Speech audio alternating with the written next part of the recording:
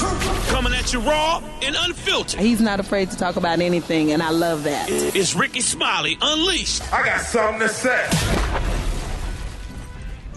All right, y'all, Rickey Smiley Morning Show. Hey, the time right now is 12 minutes after the hour, y'all.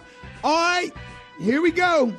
Back to school is about to start, and football season is about to start. Kids already, I know my nephew is, they already having football practice and getting the kids ready, getting the kids warmed up and stretched out and ready for a nice little football season. And I want to give a shout out to all the dads out there, all the participating, wonderful, awesome fathers out there, all of the uncles that play a father role or try to be something to a kid, all of the football coaches, basketball coaches, baseball, soccer, whatever your kid play, trying to be something to the kids that don't have a father. Some kids don't have a father at all because their father's dead or locked up or whatever it may be. But one of the things that I want to stress today is emasculation. I really want to talk about emasculation, and I see a lot of it. And a lot of times I see it, man, and I keep my mouth shut because it ain't my business, but it goes on. It goes on in my family. It has happened to me. And I want just to get it started. Somebody give me the definition of emasculation. Read it off right quick. All right, now that's to make a man feel less masculine, to deprive a man of his male strength, role, etc., to make something weaker or less effective. Right. It's called, and that's what I'm talking about when I say emasculation. You know, I'm in a lot of co-parenting situations. I got cousins. I have a sister. I got a niece and nephew. Their father is deceased. He died of cancer. And I got some cousins all over the country who have kids and they're younger cousins or whatever. And I just I have to have this conversation because one of the worst things you could do as a single mom, and we know that you used to being in control and you have custody of the kids and they're your kids. But if any man, whether it's an uncle or whether it's a coach or whether it's a teacher, principal, cousin or whatever, you know, sometimes, you know, especially with the little boys, kind of let the man do his thing, you know, as long as he's not mistreating the child or whatever, or sit down and have a conversation about how you parent at home so he can be a little bit more sensitive and, you know, to the needs of the child or whatever, because these little boys, man, they just need to be a little bit tougher. Little boys just a little too sensitive. And I know y'all mothers doing the best y'all can, but I see it at a whole nother level. My granddad had to walk on the football field and get my grandmama and escort her off the field because she didn't understand Coach Holmes and Coach Doug Osley getting in my face. Because, man, if it weren't for that little small football field at Tarrant Recreation Center, those little Tarrant Wildcats changed my whole life. You know what I'm saying? And my granddaddy told my grandmama, leave him. I heard him. Leave him alone. Let him get tough. He need to be out there on the football field. I remember Coach Osley put his foot in my ass, making me push that sled. You know, and it just made me tough. It made me obsessed with the game of football. But it just made me tough not having a father. And my granddaddy, man, allowed me to play Little League football. And I played it my whole life before I started playing at Emasculate. And it just made me the person that I am today, the discipline, the structure. But it wasn't no, my granddaddy did not allow undermining, because whatever he said, that was the bottom line. Even when I would try to run to my grandma, she said, well, you know, your granddaddy said this, and that's just what it's going to be, okay? And that's the end of it. That's the end of it. You know, you might not like it, but, man, if you got a man, a cousin, an uncle, if a man is trying to be anything to your kids, ladies, allow him to toughen up your little boys. These little boys around here, man, so weird. Walking around with these little skinny, sagging jeans with their little cell phone, the way they hold their cell phone, the way they look in their cell phone. It's a whole weird generation out here, and they ain't tough. And I see these little young kids, 19, 20, 25 years old, they don't even know how to walk up and introduce themselves like a man. They don't know how to shake hands. They don't know how to, hey, Mr. Smiley. Now, you can tell, and I'm going to tell you something. I can tell when somebody had a man in their life.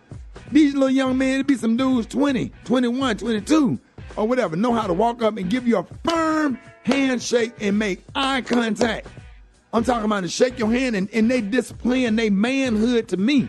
They saying to me, I'm a man, I'm a young man, and ain't nothing to be messed with. Nice to meet you. My name is Terrell West. My name is TJ West. My name is Rickey Smiley. A strong, firm handshake, not dapping, not gripping up with the hug, that first initial handshake. Some of that stuff is so important. And I see a lot of y'all mothers doing the best you can because you don't know any better. I'm not fussing at you. I'm not arguing with you today. I'm not trying to undermine anything you're doing. But, man, please find a real man and put them in your kids' life, especially if you got sons. Let those men be a part of their life. And whatever they say, just say, hey, he trying to help you out. Okay, you're not going to like everything he do, okay? All right, so just let it ride and toughen up. Stop being so sensitive. Whatever he say, just go on and let it ride. He ain't doing nothing but trying to make a man out of you. That's what my grandma used to tell me. Your granddad ain't doing nothing but trying to make. Why we got to cut grass at 5:30 in the morning with the dew still on the ground, with all the grass sticking to your feet, and you can't hardly cut the damn grass because the dew's still on the ground or whatever. But 9 o'clock, you eating breakfast. You done already cut a whole front and backyard. It don't do nothing but make you feel good to sit on the front porch and look at that beautiful yard you just cut. And I'm talking about 6, 7, 8 years old out there cutting the grass. And I promise you, my grandmama did not undermine my granddaddy. Whatever he said went. You know, y'all kiss them in the mouth all up until they 13, 14, got 2 earrings, tattoos, and letting them be whatever. You know what I'm saying? And when men be like, hey, you know, you got to take them earrings out. You can't walk around the house and just be this way. You got to pull your pants up. I'm saying you got to go out here and do some yard work. You can't sit up in my house and play PlayStation all day and you eating 3 meals a day and flushing the toilet every 30 seconds or whatever and using up water and light or whatever, and you ain't contributing nothing to the house. So even with my daughters, we do meal prep. They ain't gonna sit up in here and eat. Hey, you got Tuesday and Thursday, and then you got Mondays and Wednesdays, and I'll cook on Fridays. You need to do a meal prep. Let me cash app you. You go on up to Walmart or whatever and get everything you're going to get to prepare a meal because you need to be prepared to feed your family as a woman. You understand? And they're going to have families someday. Your young men going to have a house someday. How did he don't know how to take care of a house if you don't make him go in the yard and do anything. Protect it from the mosquito. Let him get used to some mosquito bites. Let him go out here and make some mistakes where he can learn. I know how to change my own oil. Y'all don't know nothing about putting that car up on the curb and sliding up under there with an oil pan and take that oil cap loose and then take the oil filter off and drain all of that oil and put a new filter on and change your own oil. You save yourself about $30, $40, $50. You know what I'm saying? That's what my granddaddy did for me, and I thank God for my grandmother because she did not emasculate my granddaddy. Whatever he said went. And everything that you like about me and things on this, like this segment that I talk about on the show, it came from Ernest Lee Smiley. Rest in peace. Rest in peace, Maddie Smiley, for allowing my granddaddy to do all of this stuff. So I just want to give you that advice. So find an uncle, find a coach, find an associate pastor, a deacon, a friend, a high school classmate. Come on, y'all. Everybody went to Woodlawn. You know it's a single mother in your class or whatever. Hey, Teresa, I'm going to go and grab the kids today. I'm taking my kids to the Universal Circus. If your kids want to go, they can come. And they can come one weekend out of the month or whatever, kick it with us or whatever. I know they don't have a dad. I don't want to get into. You don't have to get into the situation. You know it's the need there. Do the right thing because it'll be one of those kids that'll take care of you before your own would. I'm talking about you know where you've been, but you don't know where you're going. You don't know who you're going to need. So my message is all over the place, but y'all understand my point. You know, fellas, step up to the plate. If you got a little extra, man, God going to give a little extra for you. Do something to somebody that don't have nothing. Don't just be selfish. Go and grab another pair of kids. If you got a little extra some, and take them to the circus or the zoo.